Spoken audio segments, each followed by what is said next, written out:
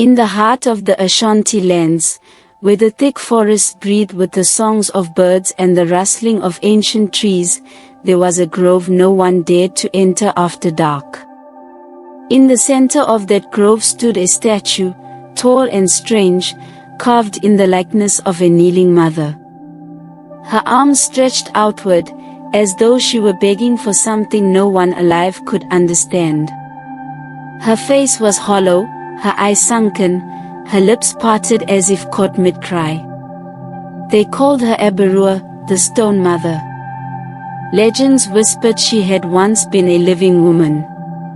A mother so desperate, so loud in her cries to the gods, that the heavens turned cold and sealed her voice forever. They said the gods transformed her into stone so her begging would never again disturb their silence. The elders warned the children never to step too close. If you touch her skin, they said, you will hear her last scream echo inside your bones. And once you hear it, it will never leave you. But hunger, as it often does, has a way of pushing men into places they would rather avoid. Kwaku was a young hunter, strong in his shoulders but tired in his spirit. The season had been cruel. No antelope strayed near the village. The streams that once glittered with fish now held only stones and weeds. His wife, Abina, was heavily pregnant, and the swelling of her belly made her movements slow. 3 days had passed with no food in their hut. Kwaku's young daughter cried at night, clutching her empty stomach.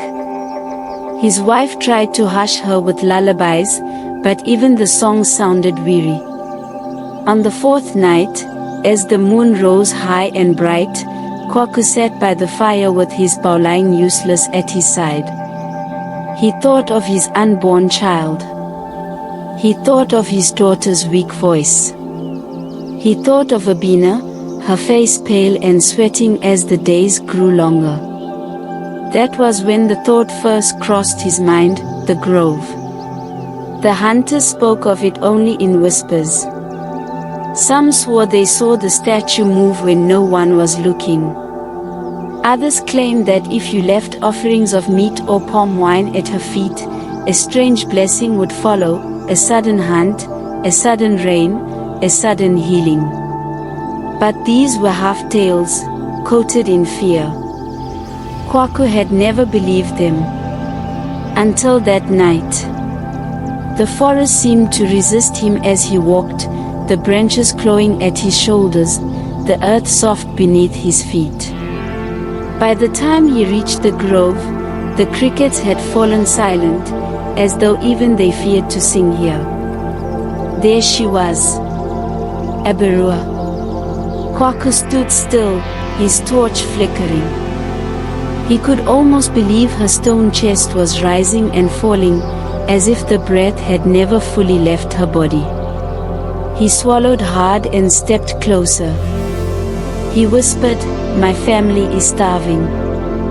My wife is heavy with child. If there is any mercy left in the world, help me." Slowly, with a trembling hand, he reached forward and placed his palm upon her stone arm. It was cold, colder than water, colder than death. And then, the earth trembled. The air shifted. A sound like a sigh passed through the grove, though no wind stirred.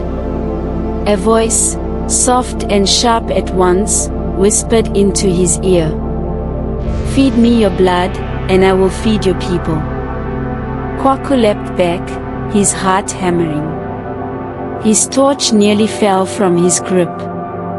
He ran through the forest until his legs failed him, but the words pursued him, echoing in his head.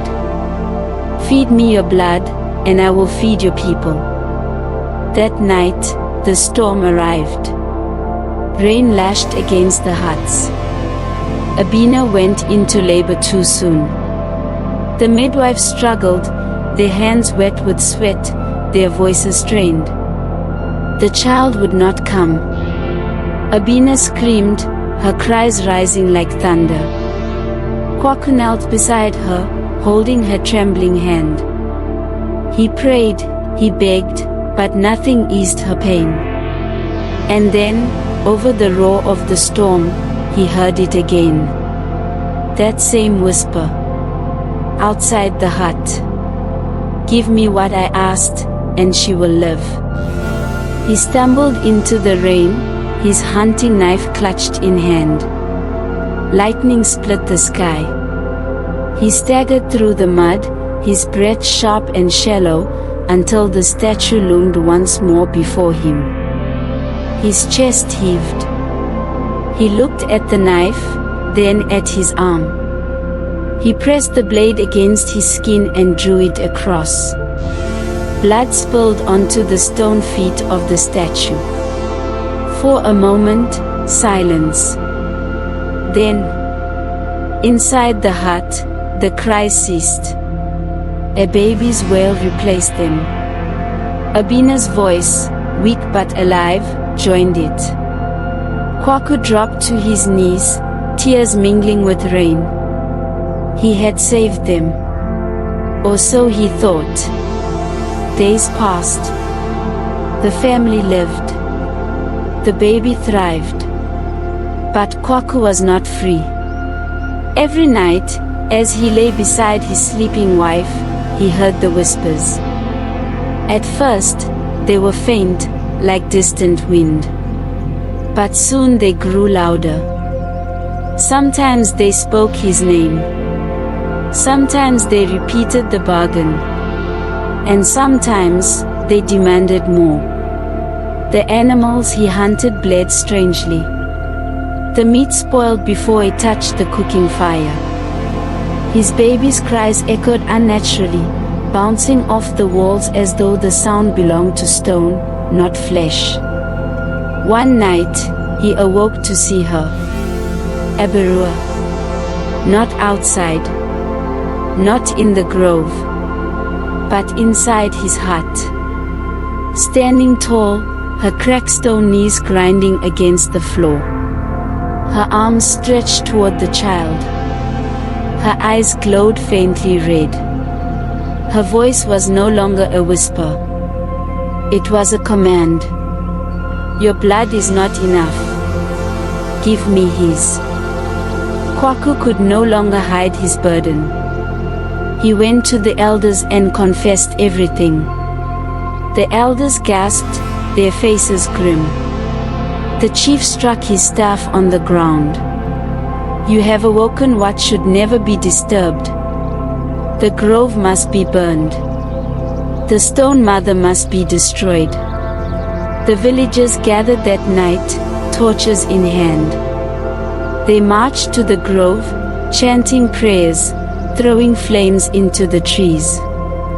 The fire spread quickly, the grove lit with angry orange.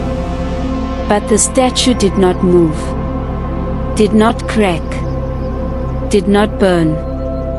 Instead, the flames leapt outward, spreading into the village. Huts caught fire. Mothers screamed, clutching their children. Men shouted, throwing water in vain. The fire was no longer theirs to control. Kwaku fell to his knees, realization dawning. He understood now, Aberewa would not stop. Not with fire. Not with chance.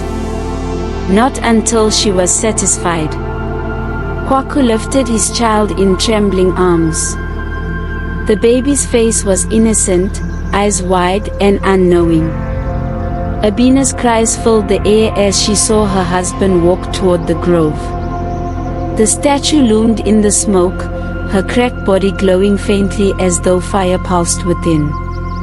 Kwaku laid the child at her feet. For a heartbeat, silence. Then he pulled the knife, his own chest rising and falling with desperate breath. No, he whispered. You will not take him. With a cry that tore from the depths of his soul, Kwaku plunged the blade into himself. Blood spilled, covering the stone feet. His body collapsed before her, but his sacrifice was complete. The statue trembled. Cracks spread across her stone body.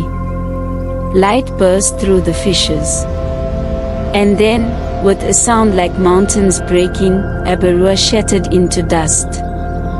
The fire died. The grove fell silent. When dawn came, the villagers stood among ashes. The grove was empty. Aberewa was no more. Abina wept as she held her child, mourning her husband yet grateful for his sacrifice. The elders said nothing. They only bowed their heads, for they knew some prayers come with a cost too great. The tale of the stone mother lived on. And with it, a warning. Never beg the gods too loudly.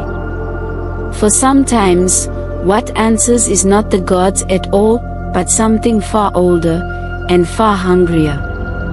Message behind the story.